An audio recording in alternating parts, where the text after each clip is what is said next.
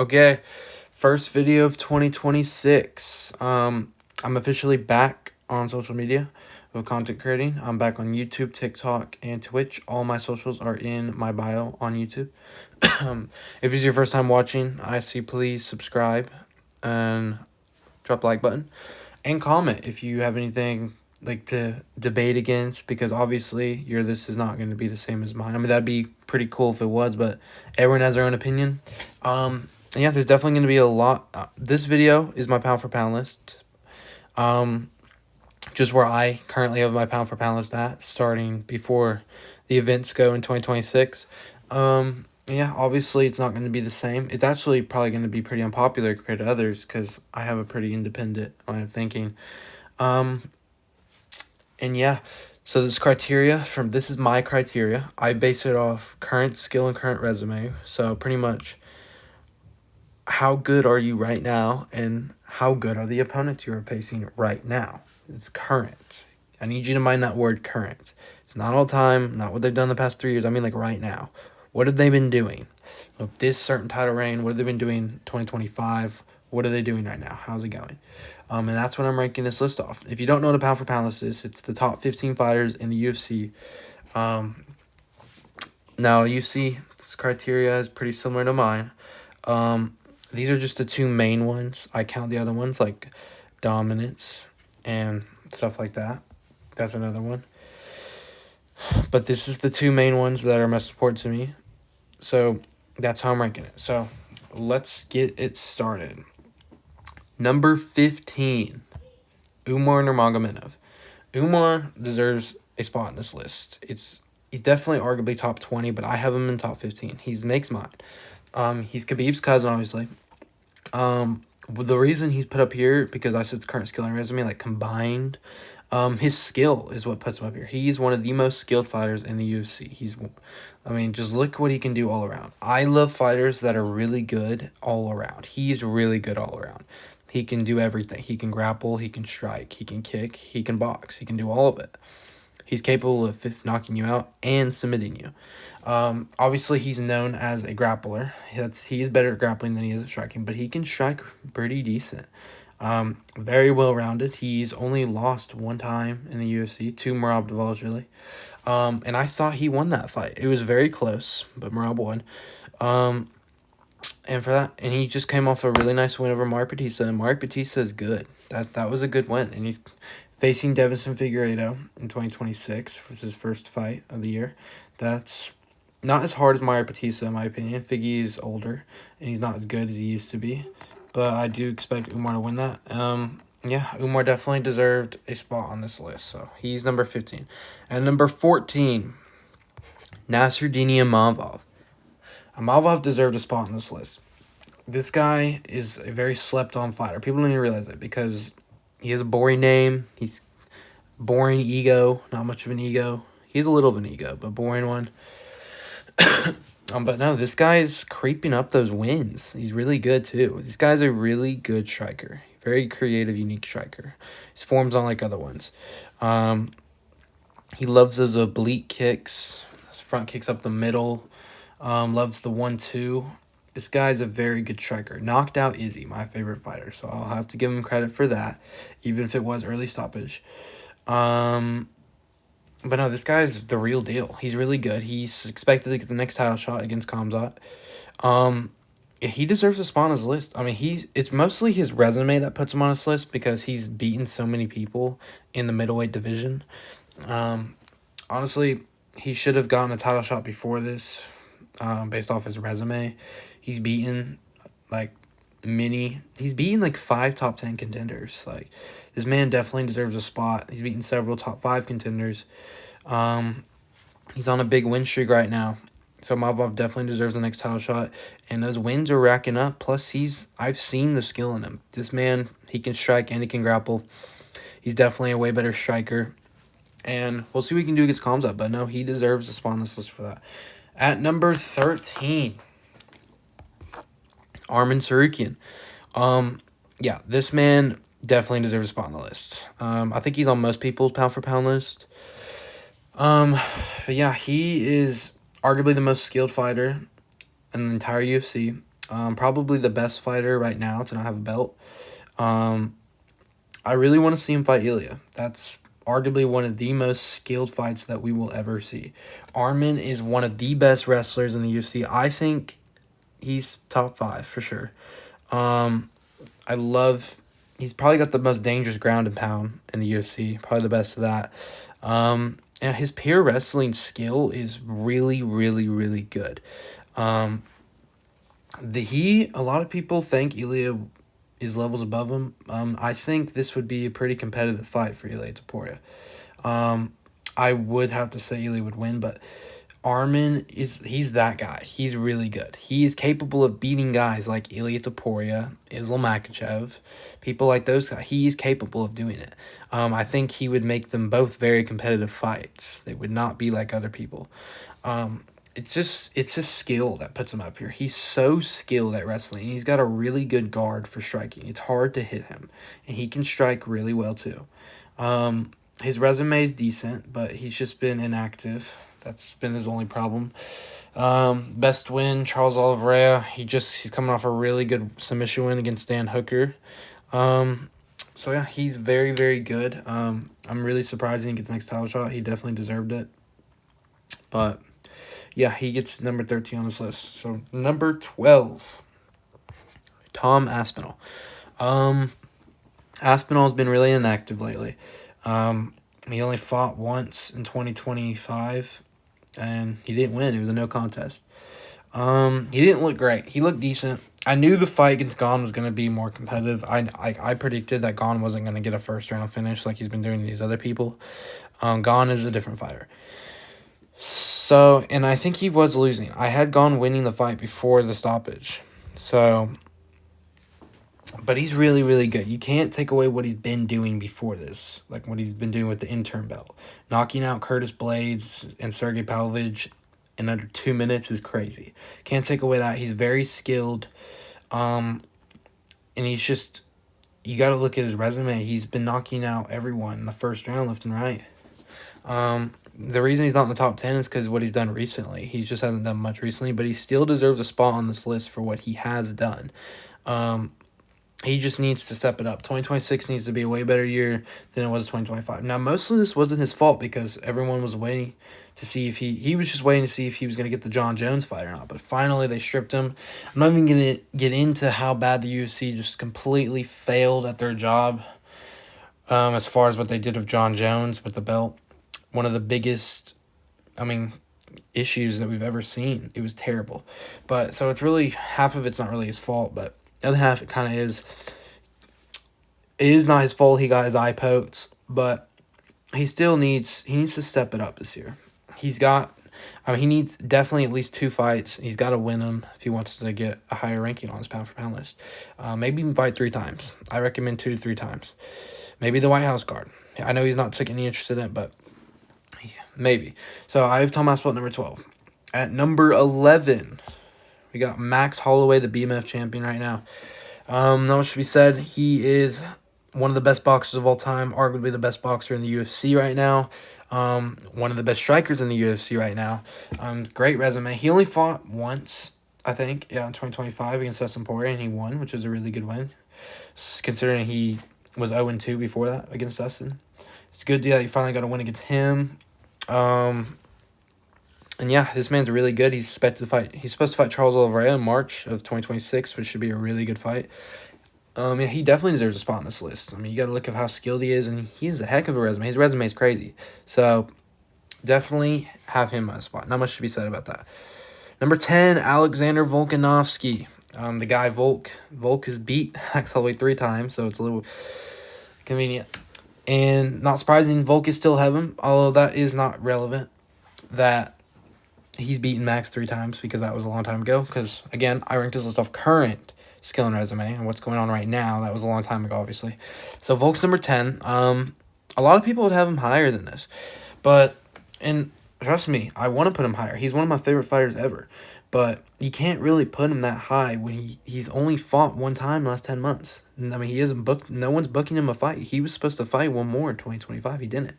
So, his resume is what's killing him right now. His current resume, his all-time resume makes him a top 5 fighter of all time. I'm talking about his current resume. So let's not get twisted. But yeah, currently, Volk is one of the most skilled fighters ever. He's not as skilled as he used to be. There were some noticeable differences in the Diego Lopez fight, but he had a really good win. He did get dropped by Lopez. Lopez is good, though, so not the worst thing in the world to get dropped by him. But I'm just saying Prime Volk wouldn't have gotten dropped, is what I mean. He's still extremely skilled, great resume, but he still earned him a spot in the top 10. He fights Diego Lopez again in February. And if he wins that, which I actually expect Lopez to win, but if he wins that rematch, then he'll rank up even higher. Probably crack like the top 6. So I got Volk at the top 10. At number 9, Magomed Ankalaev. A lot of people might complain about this, but I've seen the skill of Magomed Ankalaev. I know he lost and got knocked out, embarrassed himself against Pereira in the rematch. I think that was a little of a fluke. I don't know what happened, but that was not the Magomed Ankalaev I've seen before. So for that, I'm still keeping him in the top 10. I know what he's capable of. I think he's going to come back even stronger when he makes his return. Very skilled fighter. His boxing, I still think he's a better pure boxer than Pereira. I've always said that. And his striking's very close to Pereira. He's got a ton of IQ. I really don't know what happened in that Pereira rematch, but he has a great resume. And yeah, he still has a spot in his top 10, and he can work his way up. He needs to get a win before he can get another title shot, but I still believe in him to come back, so I have him number 9. Number 8, Dricus du Plessis.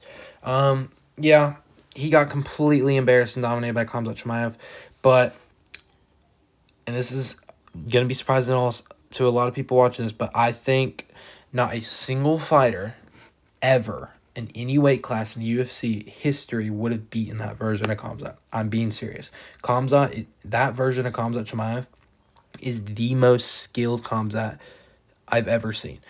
He was able to keep that first round cardio where he goes crazy on you and shoots that takedown and just looks for that submission in the first round. And he was able to keep doing that in the 5th round. Like, that's an unstoppable human being right there. No one will be able to beat him. So I'm not really faulting Dricus that much. He did have literally like 0 moments up until like the 5th round. And that's only because he let him up and they shouldn't have let him up. So yeah, I still have him 8 because Dricus is super, super skilled. And that just tells you, again, how good Khamzat is to do that to a guy like Dricus du Plessis. I don't think Dricus was that bad. I think Khamzat's that good. That's why I'm hyping Khamzat up this much. So Dricus still earns a spot in the top 8. Number 7, Merab Dvalishvili. Yeah, I really did not expect him to lose to Peter Yan, but he did. Peter Yan, I did give him a chance. I was not shocked that he lost to Peter Yan, but I was surprised because Peter Yan is really good.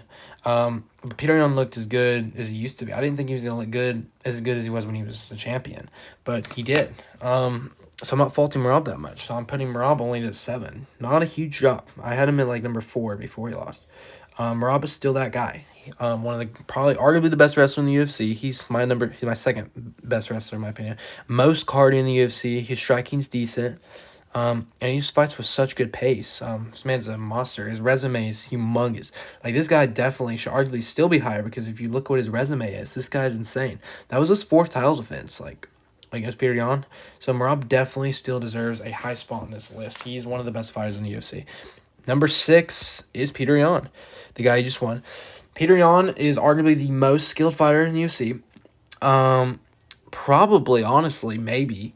Probably top 3 best striker in the UFC. He's my top 3. I would say he's the 3rd best striker. His striking, I've always loved watching Peter. Everyone loves watching Peter Yan striking. His striking is just really good to watch. He can also grapple. Like, this man is dangerous. But is he consistent? Because he doesn't consistently fight like that. If he can consistently fight like he did against Merab, this man will be in my top 3 pound for pound list, and he'll stay there. And he can be an all-time great. But doesn't crack my top 30 all time. Cracks a couple people's, but he's definitely in my top 50, probably my top 40. Purely off of skill. I would rank that off all-time skill and all-time resume if we're talking about my all-time list. But Peter Yan is one of the most skilled fighters of all time when you look at what he's done as a whole. So he's number 6. Now my top 5. Number 5, Alexandre Pantoja. Yes, there's going to be people arguing. There's going to be some people who don't argue because he's not even a champion right now. And I still have a non-ranked, like a non-champion in my top 5. No, he still deserved it. That was the fluke. That was literally a fluke, that fight against Joshua Van. And yeah, Joshua Van is not in my pound for pound list. It's going to make a lot of people angry. I know there's a lot of Joshua Van fans. Joshua Van is good, don't get me wrong, but he didn't do anything to win the belt. It was a fluke win. He's almost in my pound for pound list. I have him in my top 20, but he's not in that top 15. So for that, I still have a champion who's not in here. And that can happen. It's possible. You don't have to be just because you're champion doesn't mean you're in the pound for pound list. Pantoja, if you look what he's done before the Joshua Van fight, he's catching up to Mighty Mouse. This man's in my top 20 all time. I do believe he's going to get that belt back. I hope he gets that belt back. He is getting older. He's pushing 40. But he is still that guy. I think he will get the belt back. I hope he gets a steady recovery from that freak accident that happened. That was so unfortunate. I actually predicted that Pantoja was going to submit Joshua Van in the first round. Van is a really good striker. I'll give him that. But Pantoja can strike and hold his own too. And he's just really good at grappling. Pantoja's grappling's on another level. And I believe that Van would not be able to grapple with him, and I think he'd be overwhelmed by the pace that Pantoja brings and he's to submit him. But Pantoja is in my top 5. His resume is insane. He's sweeping out the whole flyweight division, making it more exciting. Like, we have an exciting champion. His character isn't exciting, but his fighting is exciting. And he's very, very skilled. So for that, he definitely earns a spot in the top 5. Number 4, Khamzat Chimaev. Off skill, he's number 1. Off resume, he's not there. But since his skill's number 1, that brings him to my top 5. Otherwise, he'd be like a top 10. Because he's so inactive. If he wasn't so inactive, he'd be number 1 on this list. That's the only thing holding him off. I still think he will be more active as the years goes on, as long as he keeps winning. But yeah, not much should be said. I explained it with Drakus. What the most skilled performance I've ever seen in my entire life against Drakus. He's mauled almost everyone else he's faced, and he's the most skilled fighter there. So he's definitely number 4. That's a good spot for him because his skill's what's really carrying him there. And I really don't think anyone's ever going to beat him. I think he will retire the champion. So I have number 4. Number 3, I have to go back over here. Alex Pereira. It was very close between Pereira and Khamzat. I'm giving a slight-ish Pereira because of how active he is. Pereira is number 3 on my pound for pound list, and this is deserved. Pereira is almost in my top 10 all time. He's one of the greatest fighters of all time. He is in that all-time greats list. And he's arguably the best striker of all time. He's in my top 5 strikers of all time. Obviously, he is behind his father, Izzy, but we're not talking about that. Pereira, to do what he did against Ankalaev is actually insane to a level like that. Now, I know Ankalaev, that's not how he normally fights, but still, Pereira did it. You can't take away his credit for that. He knocked Ankalaev out in like 1 minute. No one's ever done that to him. Do I think he'd do that again? No, I don't think he'd do that again. But still, I'm not going to take away what he did that night. I never expected that. I don't even think his own fans expected him to beat Ankalaev that easily. So for that, if you look at his resume and his skill hole, this man could easily be number 1 on anyone's pound for pound list. That's not a bad pound for pound list if you have Pereira number 1. The only thing holding him back is he did lose to Ankalaev 1. And we still, to this day, we haven't seen his grappling really tested yet. So until we see his whole MMA, the only thing holding him back for me, number 1, is seeing how skilled he actually is with grappling and how much is improved. But he's never faced a grappler who really tested him that. So yeah, if he does move up to heavyweight, we will probably see his grappling get tested. But he hasn't yet. I don't know if he ever will. I think he needs to fight Carl Zolberg next before he does anything. And early mid-2025. It doesn't look like he's going to be as active as he was. His prime, for sure, was, his prime was 2024. And he was my fighter of the year that year. So, Pereira is definitely number 3. I don't think any man... I think he's arguably the greatest striker in the UFC right now. So, he's number 3. Okay. Number 2, Ilia Topuria. Ilia Topuria potentially might drop a little bit because he's now currently inactive. But the reason he is number 2 is because of his skill and resume from what he did last year and the year before. This man, he is, in my opinion, the best boxer in the UFC. And he's probably the best striker in the UFC too. If not top 3. He's definitely my number 1 boxer. Top 3 striker in the UFC. one of the best boxers and strikers of all time to ever touch the sport. Look at his resume. He's already a 2-division champion. Knocked out Volkanovski, knocked out Max Holloway, knocked out Charles Oliveira. Back to back to back. That is actually insane. And for that, you absolutely deserve a top 5 spot in the pound for pound list. And look at how he's done it. He can grapple and can box. He had like 9 submission wins before he even entered the UFC. He can grapple. He out-grappled Oliveira in the little minute grapple exchange they had. So, no, this man is number 2. Arguably number 1 if he would just stay active. But one of the greatest fighters I've ever seen fight ever. And I don't think anyone's beating him anytime soon in the lightweight class. But he does need to fight Arman, stop running away from him. But besides that, he also needs to come back. I know he's had family issues with his wife and all that. But Ilya still deserves a spot this high at number 2 for what he's done. Number 1, you already know who it is, Islam Makhachev. He is the most skilled fighter in the UFC, in my opinion, besides Khamzat. I think he's definitely the most well-rounded fighter in the UFC. And I have him as the most well-rounded fighter of all time. Don't get into it. His grappling, besides Khamzat, he's the best grappler in the UFC. One of the best boxers in the UFC, top 10 boxer in the UFC, top 10 striker in the UFC probably. If not like top 15, top 20. He can do everything at a very high elite level. Beats everyone in their own game. He's not been inactive, but when you look as a whole, his resume is insane. He is a top 10 fighter in the UFC of all time. And for that, he is number 1.